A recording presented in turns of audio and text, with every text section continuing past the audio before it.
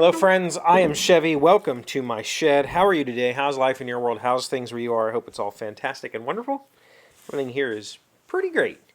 We are snowed in again, which the kids are here still. They don't mind because they love it here. I think they wanted to stay regardless of whether it snowed or not. And I don't have to work today, so no big deal. But this weekend we had some things to do. And I was working on the couch shelf, hidden shelf things, because they were getting picked up on Sunday. And I thought I should probably have those done if the person's going to come pick them up. And so I came down here Friday, put a bunch of coats on. Then Saturday I put more coats on. And then Sunday morning I came down to actually install the little power outlets. I bought little power, like inset power strips off of Amazon, and I put them in their spot, and I drilled out holes, and I went to put in the screws that came with them, and both of them snapped off. Like, it's one of those situations where you're turning, and it's tight, and all of a sudden it's really loose. Yeah, it's because you just snapped the screw off. And so the person's on their way to come get these things, and I broke screws off, which required me to do some quick fixes with the drill press, and I took a big old drill bit and just hogged out that area, made some plugs, plugged the holes. Thankfully, I plugged the holes with dowels. I have a plug maker, so I plugged the holes, filled them in. But I didn't want to put, I just used super glue to hold those in. That'll be more than enough for a power outlet. I didn't want to put on the dye on the dowel rods because it would show, and I was afraid I wouldn't be able to get it just on. It would smear, and basically doesn't come off, even though they were finished. But thankfully, the bezel around the little power outlet fit and covered those plugs perfectly. You couldn't even tell that something had gone wrong unless you flipped it over. Because when I drilled the plug holes, I drilled all the way through. I had to drill it out from the back side. I tried to drill out just the screw with a tiny drill bit, but the drill bit wandered off the edge of the screw, and then I had a bigger mess on my hands. So I just flipped the whole thing over, put it in the drill press, took a big old drill bit, and just hogged them out. And it worked. It was one of those situations where I have definitely learned that it's okay to mess up. I used to not be okay with messing up. I used to take it really hard on myself and be, not necessarily call myself names or whatever, but just be really hard on myself about it. Like, you're an idiot. Why did you do that? I knew better. Like, the problem was the screw that came with the little outlet was like a really weird size, and it was between some drill bits, and I didn't want to make the hole too big so that the screws wouldn't hold. So I used the smaller size bit, and in cherry, it's just, cherry is a very hard wood. It just snapped the screws, and I should have gone with the bigger bit.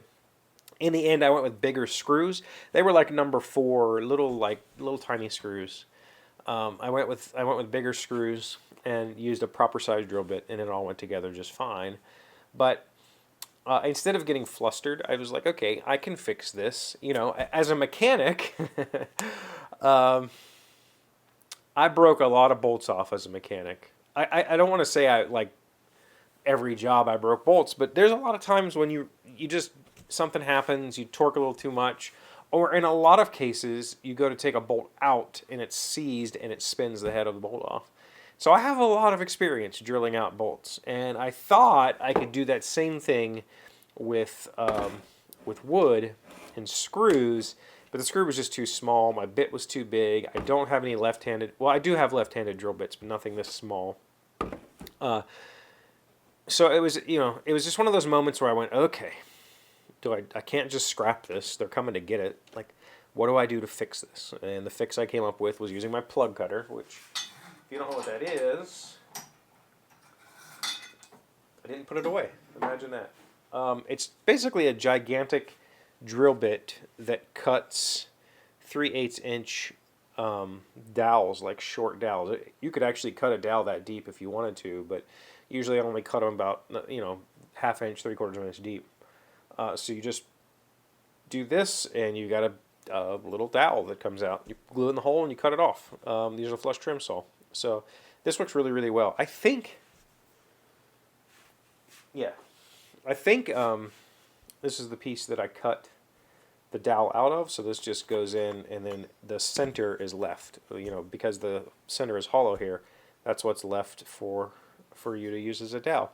I think Jonathan sent me this, actually, you know, years and years ago, and I use it a lot. In fact, I'm going to be using it maybe today.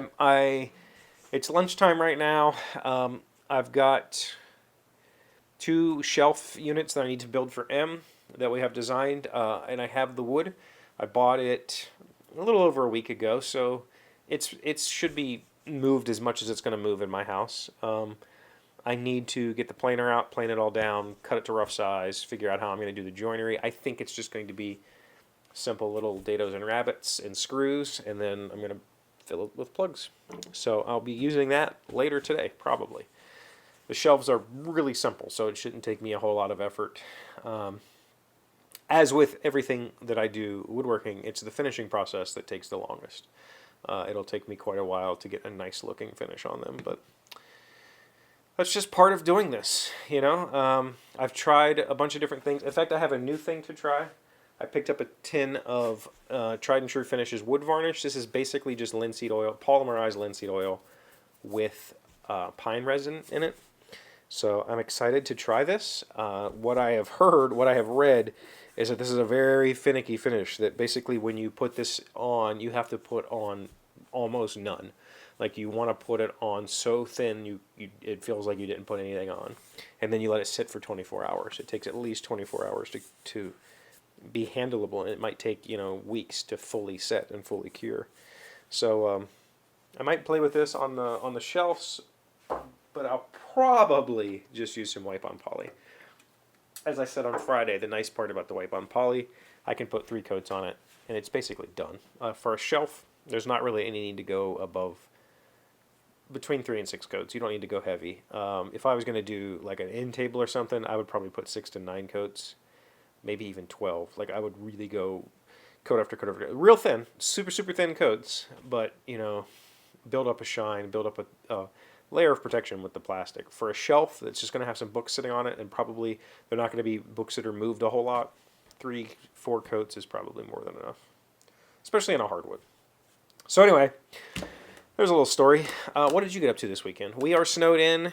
Not really. I mean, they plowed the driveway, but it's like 20 degrees outside, so the snow's not melting. I'm not going to shovel anytime soon, so the kids might stay here again tonight for all I know. They won't mind. Depends on whether there's going to be school or not tomorrow. What did you get up to? Thank you for being here as always. Thank you for liking, commenting, subscribing, being amazing friends and wonderful people. I really appreciate you, and I'll see you again tomorrow. Today's word you should know to sound smart is Couplemeister. It is a noun meaning the director of a choir or orchestra. Ever since the Preteens hired a personal Couplemeister for their Christmas parties, everyone else has had to follow suit. Couplemeister. K-A-P-E-L-L-M-E-I-S-T-E-R. That is a weird one.